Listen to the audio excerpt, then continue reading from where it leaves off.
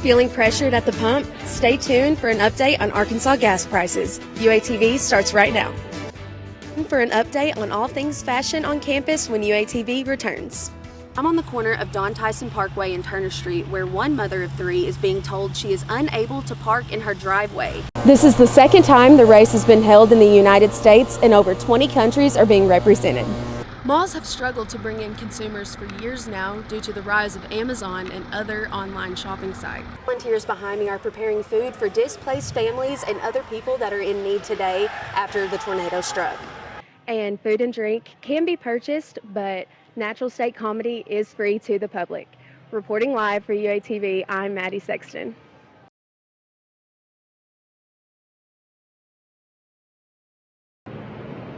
Thanks, Bo. According to the National Sexual Violence Resource Center, 1 in every 4 undergraduate women experience sexual assault, harassment, or misconduct in 33 of the nation's major universities. And in the United States, every 68 seconds, someone is sexually assaulted. This year on campus, there are several events to inform everyone on this topic. I stopped by the Title IX office and spoke to the Director of Title IX Compliance, Shanita Pettaway, about why students need to be informed on all things sexual violence. During the month of April, which is a time set aside for bringing awareness for sexual assault, Title IX office is encouraging students to participate in its activities that are geared towards spreading awareness to the campus community regarding sexual assault.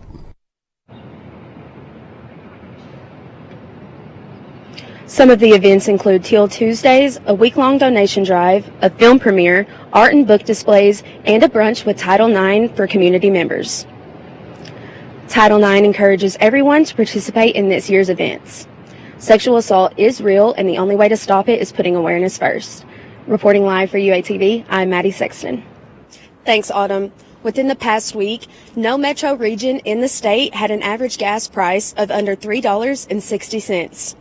Earlier today, I spoke with the assistant manager at Come and Go, Justin, and he told me some differences he's noticed in consumers over this short amount of time. Purchases have gotten smaller as opposed to buying at like, say, $60 at a time. They're buying more at like $30 at a time. The average fuel price in Arkansas sits at $3.77 per gallon, and the average for the nation holds a record-breaking $4.17 per gallon. So how do the consumers feel? People are being a little more competitive. They're searching for better prices as well. Over the past week, the price of gas has slightly increased every single day. There was just over 2% increase between yesterday's average in Arkansas versus today. Reporting live for UATV, I'm Maddie Sexton.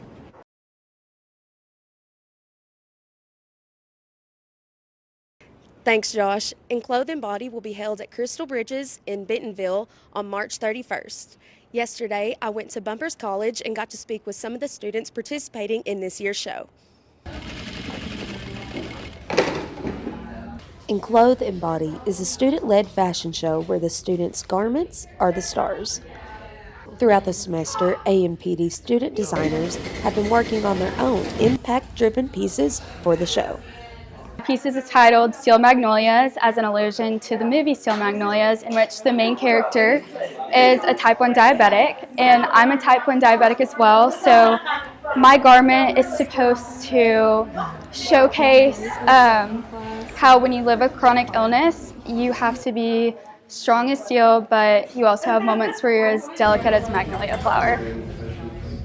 For my dress, it's going to be embellished in the bodice, where I give myself shots with crystal magnolias, and then it'll also be embellished at the hand in the sleeve, where I have to prick my finger every day. And Clothe and Body allows guests to see the business, sustainability, and merchandising aspects of what students learn while designing fashionable garments. There will be 2 identical shows on the night of March 31st. The first one set to start at 5:45 and the second at 7:30. Reporting live for UATV, I'm Maddie Sexton. Yes, the discussion is taking place right inside the exclusive Honors Student Lounge. I know I'm not the only person that's confused by everything that's happening in this world, but today I got to speak with UARK professor and historian to hear her thoughts on this global situation. What's happening over there affects us over here. UARC professor Trish Starks is one of the speakers of the Cold War. I started studying threat when we had duck and cover drills in school. And I've seen some incidents happening in other places or attempts to shut down Russian student visas. This is, I think, definitely a wrong-headed vision. I'm so excited to be part of this, that the Honors College is putting together this way to try and get information out to our student body. All chaos aside, Sparks stays hopeful. Worrying about it isn't going to really be helpful. That what we can do is to keep on living, keep on putting pressure on our government, on our representatives to find peaceful resolutions. November of 1991. Sparks even showed me a magazine which she is featured in from her time in the Soviet Union. Right in the middle. Oh my goodness. Stay tuned later this week to hear what our expertise panel had to say. Reporting live, I'm Maddie Sexton.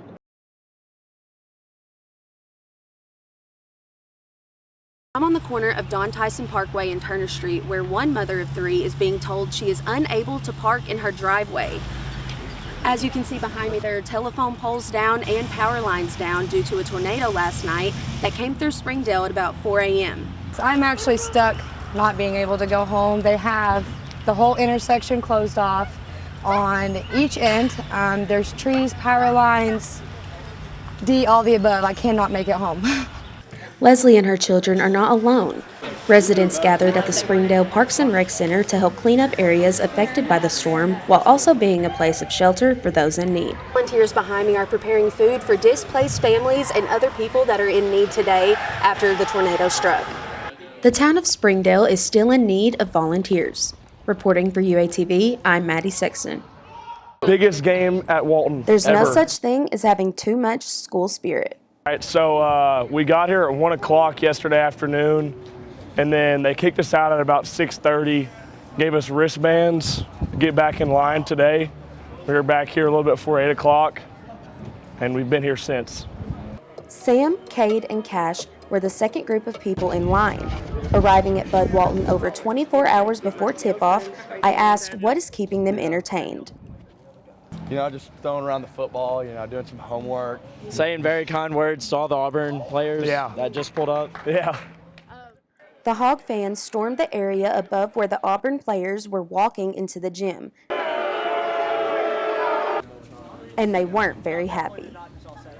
Auburn is ranked number 1 in the NCAA and currently holds a 19-game winning streak, but the Hog fans are confident in their team. Jalen Williams is dropping 20. He's dropping 20 on Kessler. And then I think we win with scoring a little bit over 70. These fans will do anything to see the Hogs on top. 4:45.